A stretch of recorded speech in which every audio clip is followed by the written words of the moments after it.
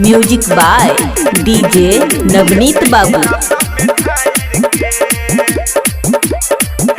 दोसरा से शादी रचाई है नहीं तो रख कई के समहाइर के दोसरा से शादी रचाई है नहीं तो रख कई के समहाइर के ओढ़नी ओढ़ा के सुते तई के दूध पिए तई गिलास में ढाइर के ओढ़नी ओढ़ा के सुते तई के दूध पिए तई गिलास में ढाइर के।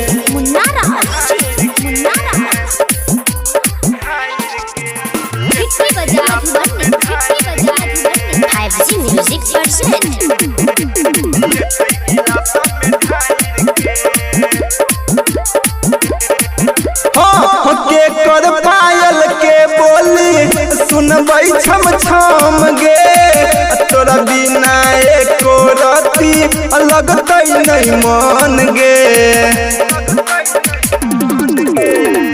के कर पायल के बोली सुनबई छम छम गे तोरा बिना एको रती लगतई नहीं मन गे। मिलला के लके मोबाइल ये तई फलाइस बाइर के ओढ़नी ओढ़ा के सुते तई के दूध पिए तई गिलास में ढाइर के ओढ़नी ओढ़ा के सुते तई के दूध पिए तई गिलास में ढाइर के।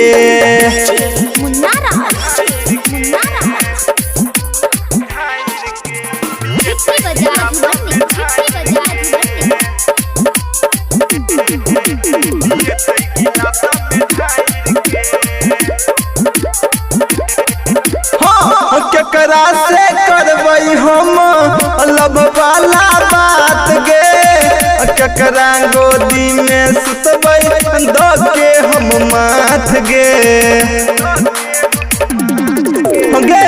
केकरा से करबई हम लब वाला बात गे केकरा गोदी में सुतबई द के हम माथ गे। रवि मुकेश जीव छक जई है में दुनिया उजाइर के ओढ़नी ओढ़ा के सुते तई के दूध पिए तई गिलास में ढाइर के ओढ़नी ओढ़ा के सुते तई के दूध पिए तई गिलास में ढाइर के। Singing by Jivat Singh।